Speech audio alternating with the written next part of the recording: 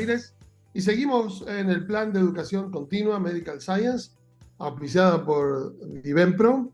En este caso, la segunda parte de nuestra charla acerca del manejo de las hemorragias ginecológicas. En la primera parte vimos algo de definición, vimos la nueva clasificación de FIGO y vimos cómo era la valoración de esto para saber cuándo es sangrado uterino normal. Además, también vimos algunos aspectos vinculados con el sangrado en el embarazo y con el sangrado fuera del periodo menstrual. Pero ahora sigamos con este tema. Esta era la última placa que mostramos en la primera parte, y estábamos diciendo que más importante que el sangrado uterino normal tenga 80 mililitros era el impacto. El impacto que tiene el sangrado uterino normal es más importante que el volumen perdido, porque a veces se pierde poco volumen, pero que tiene gran impacto. Y a veces hay un volumen de más de 80 mililitros, pero que no tiene impacto en la salud de la mujer o en su vida diaria, de manera tal que, bueno, entonces más que valorizar y focalizar en el volumen, lo hacemos en el impacto. Como estábamos diciendo, existe un espectro muy amplio de sangrado uterino anormal. ¿Qué tan importante es evaluar el volumen con certeza? La verdad que los métodos no son muy sencillos, algunos son muy complicados y no pueden ser utilizados en la práctica del consultorio de todos los días. Además de tener en cuenta cuál es el volumen de sangre que se perdió, es importante ver la situación clínica asociada al sangrado. Si va acompañado de dolor pelviano, de cefalea, de astenia, de hipotensión, bueno, tenemos que valorizar no solamente la cantidad de sangre que se pierde, sino también la situación clínica que ésta puede generar. Como hemos mencionado, los temas de percepción y tolerancia de cada mujer son muy importantes para determinar esta entidad. Hay distintos grados de percepción, distintos grados de tolerancia, todas las mujeres son distintas y existe una reducción de la tolerancia a la menstruación normal. Estamos yendo a un tema donde la mujer tiene muchas cosas para hacer. La vida activa de la mujer ha cambiado mucho en las últimas décadas. Déjenme contarles esta historia. Ustedes saben que yo les estoy hablando de Buenos Aires, de Argentina. Y aquí, cuando yo comencé a hacer ginecología, existía lo que se llamaba el día femenino. Cuando la mujer estaba menstruando, no iba a trabajar, porque se entendía que debía quedarse en casa porque esos días eran un poco molestos.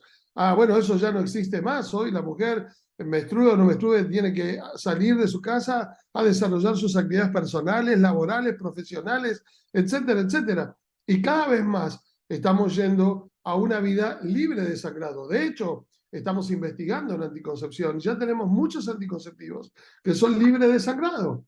Y esto que al principio era una gran barrera cultural, ahora se está cada vez ampliando más. Tenemos esquemas de anticonceptivos no orales como los IU, que proveen una vida libre de sangrado o sangrado muy escaso, hasta también anticoncepción con lo que se llama el rango extendido o sin intervalo libre de hormonas. Y entonces en este caso tenemos una vida libre de los sangrados y la mujer no menstrua, porque realmente a veces complica mucho la actividad. Pero miren esta definición que me gusta mucho ponerla siempre. Sangrado uterino normal es todo lo que la mujer considera que es sangrado uterino normal. SUA es todo lo que la mujer dice que es SUA. A veces nosotros, bueno, pero le afecta, pero es tan importante, pero en realidad, y empezamos a hacer algunas preguntas de valoración. El consejo de la Federación Internacional de Ginecología y Obstetricia es que consideremos SUA todo lo que la mujer nos dice que es SUA, porque esto le afecta en su salud, la calidad de vida, como hemos hablado, física, emocional, social o laboral. Por lo tanto, SUA es todo lo que la mujer nos dice que es SUA. No hagamos interpretaciones ni valoraciones en la evaluación clínica de lo que es SUA, porque cuando la mujer nos dice que tiene sangrado uterino normal, no importa el volumen que tenga, nosotros debemos considerarlo que es sangrado uterino normal. Bueno, en esta placa quise resumir, por supuesto que seguramente faltan cosas, quizás aquí faltan, pero bueno, aquí en el 1, 2, 3, 4, ¿cómo hacemos el diagnóstico del sangrado uterino normal? La historia clínica, el examen físico, el laboratorio y las imágenes.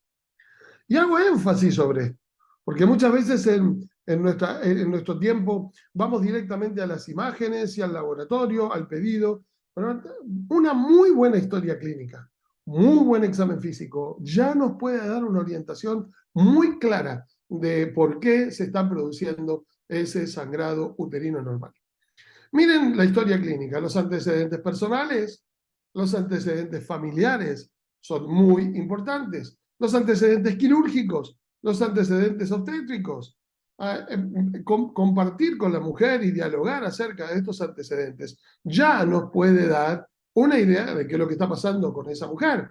Si fue operada varias veces por miomas, si tuvo algún problema obstétrico, algún problema de la placentación, si en su familia hay antecedentes personales de enfermedad de von Willebrand o otras enfermedades de coagulopatía, si la mujer está tomando anticoagulantes, si la mujer está medicada por alguna alteración. Miren, hablar, dialogar, conversar, preguntar con respeto, sin invadir a la paciente, pero puede ser muy importante para darnos el diagnóstico. El uso de psicofármacos o de fármacos o de cualquier otra cosa que esté usando, de hormonas, de gestágenos, de anticonceptivos, bueno, puede darnos uno. Charlar sobre cómo es el patrón de sangrado. ¿Se acuerdan? En el episodio 1 hablamos acerca del volumen, de la duración, de la frecuencia, de la regularidad. Bueno, ¿qué patrón de sangrado tiene? ¿Qué función ovulatoria estamos teniendo? Si está ovulando, si no está ovulando, cómo son sus ciclos. Si esa mujer tiene deseo de fertilidad o no. Y por supuesto el tamizaje de coagulopatía. Miren todas estas cosas que nos puede dar la historia clínica. De manera tal que estos datos pueden ser muy relevantes para que cuando pidamos un estudio complementario estemos pidiendo con propósito, estamos pidiendo ya sabiendo lo que vamos a buscar. Por otro lado, el examen físico, pero por supuesto que sí. Poder revisar a la paciente pidiéndole permiso, si nos permite revisarla, entonces la colocación de un espéculo. No puede dar un mioma procidente, no puede dar una lesión en el cuello del útero, no puede dar una lesión de sospecha en el cuello del útero, no puede dar la idea de un pólipo endocervical, ya colocando el espéculo, alguna afectación de su vagina, alguna solución de continuidad. Bueno, colocando el espéculo podemos hacerlo. El tacto bimanual nos dirá si el útero está aumentado de tamaño o no, si tenemos alguna formación que podamos sospechar que es una formación miomatosa o un útero agrandado uniformemente con una adenomiosis. Bueno, lo podemos ver el examen visual a través del espéculo del tacto bimanual en el examen físico nos puede dar alguna idea. O por supuesto, además, el examen clínico en general, mirar bueno, las conjuntivas, si están pálidas o no, la presión arterial, si esa paciente tiene signos de anemia, etcétera, etcétera. El examen físico puede darnos algunos datos muy importantes. El laboratorio, con el hemograma, ver qué hematocrito tenemos, ver qué hemoglobina tenemos, ver qué ferritina tenemos. Quizás los depósitos están deplesionados, tenemos que buscar esto. Por supuesto, las unidades beta de HCG para saber si estamos en presencia de un embarazo o no, de un aborto espontáneo, de un embarazo ectópico, etcétera, etcétera. Los dosajes hormonales para ver cómo estamos con la función ovárica, hipofisaria y la tiroides, y obviamente también buscar coagulopatías. Ahora vamos a hablar algo de eso cuando se requiera. Y por supuesto, también la competencia de las imágenes, la ecografía transvaginal, la sonohisterografía, a veces esto nos permite diagnosticar algunos pólipos o algunas formaciones endocavitarias, la resonancia magnética nuclear, por supuesto la videohisteroscopía, a veces no está al alcance de todos, pero realmente se está generalizando el uso de la videohisteroscopía, e inclusive la videohisteroscopía de oficina, y por supuesto la histología, cuando sea necesario, cuando se requiera, para tener un diagnóstico definitivo de alguna patología endocavitaria, alguna patología del cuello uterino, alguna patología de la vulva o de la vagina. Esto también nos dará. Aquí tenemos una serie de recursos en cuanto al tema de diagnóstico.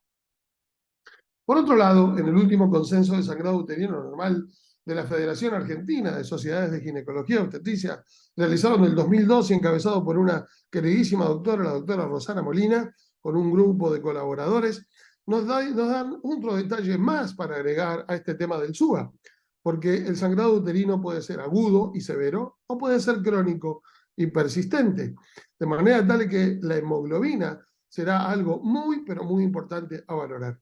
Y entonces este consenso de la Federación Argentina dice que el SUA es leve cuando tenemos una hemoglobina mayor a 11 que el SUA es moderado cuando tenemos una hemoglobina de 9 a 11 y que el SUA puede ser severo cuando tenemos una hemoglobina menor a 9, de manera tal de que esto realmente es muy importante también.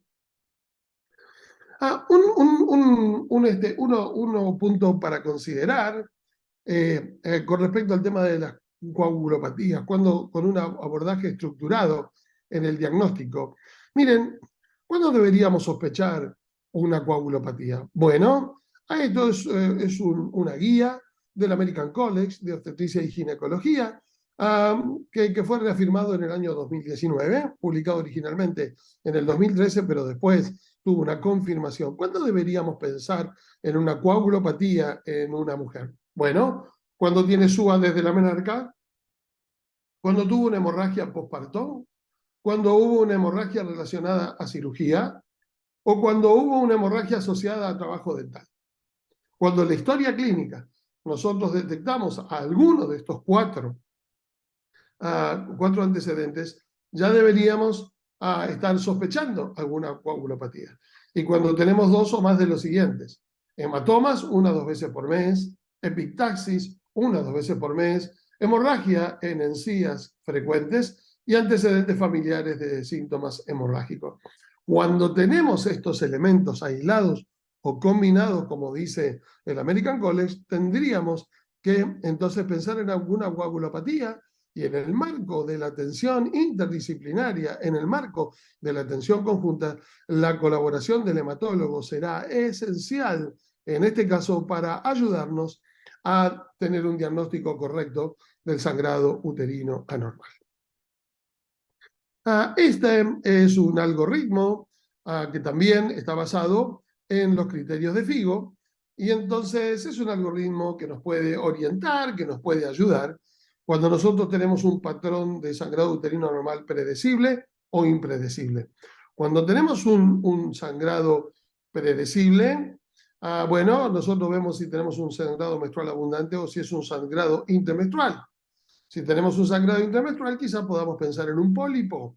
Si tenemos un sangrado predecible, la etiología probable quizás puede ser una adenomiosis, quizás puede ser un leiomioma, quizás pueda ser una coagulopatía o puede ser algún factor endometrial. Por el otro lado, cuando tenemos un patrón impredecible, en este caso, bueno, tenemos que pensar en algún origen ovárico o también pensar en algún origen de alguna malignidad, de alguna enfermedad maligna, como podría ser un cáncer de endometrio o un cáncer de cuello. La verdad es que esto es orientativo y nos puede ayudar en este algoritmo para tener un correcto diagnóstico. Esto es un esquema quizás un poquito más completo, pero quise traerlo. Es un esquema del doctor Jara que fue publicado por la Universidad Católica de Chile para diagnóstico en atención primaria. Me pareció muy útil traerlo, me gustó mucho este esquema del doctor Jara. Y entonces aquí tenemos el sangrado uterino anormal y entonces vamos a una entrevista estructurada caracterizando la alteración y las causas. De ahí podemos realizar preguntas de screening para coagulopatía, como estábamos mencionando recién. Si es así, entonces es positivo derivar a un hematólogo. Si estas preguntas fueron positivas, derivamos a un hematólogo para iniciar el estudio específico. Si por otro lado los elementos de patología urogenital o gastrointestinal, descartar SUA y haceremos el manejo correspondiente de acuerdo a la patología. Ahora, si después de la entrevista vemos que hay un sangrado menstrual abundante, entonces pedimos las pruebas de hemograma y las pruebas de coagulación, y quizás, en este caso, el rol del ginecólogo para evaluar y considerar una ecografía transvaginal. Si el sangrado es intermenstrual y tenemos en edad fértil, obviamente vamos a buscar, en primer lugar, digamos así, poder diferenciar y poder descartar que estamos ante una patología del embarazo. Y cuando se trata de la posmenopausia, aquí entonces veremos si tenemos una patología del sangrado posmenopáusica. De manera tal que, miren, voy a volver atrás con este algoritmo de FIGO y con este algoritmo del doctor Jara. Quizás podemos entonces ver un poco más cómo podríamos tener un esquema organizado y estructurado para llegar al diagnóstico del sangrado uterino anormal. Por último, entonces entramos en el tratamiento. Y aquí entonces entramos en otro capítulo. En el tratamiento tenemos un tratamiento médico, tenemos un tratamiento mínimamente invasivo y tenemos un tratamiento quirúrgico. Los tratamientos médicos hormonales o no hormonales. Por otro lado, los tratamientos mínimamente invasivos, como podemos tener a la histeroscopía, a la embolización, y tenemos los tratamientos quirúrgicos, como los tratamientos conservadores y ablativos. Y les invito a que podamos seguir hablando de todos estos temas en el episodio número 3 que vamos a compartir de manejo de las hemorragias ginecológicas. Muchas gracias por este tiempo y por esta atención. Espero que les haya ayudado esto y nos vemos pronto para compartir el tercer episodio de esta charla.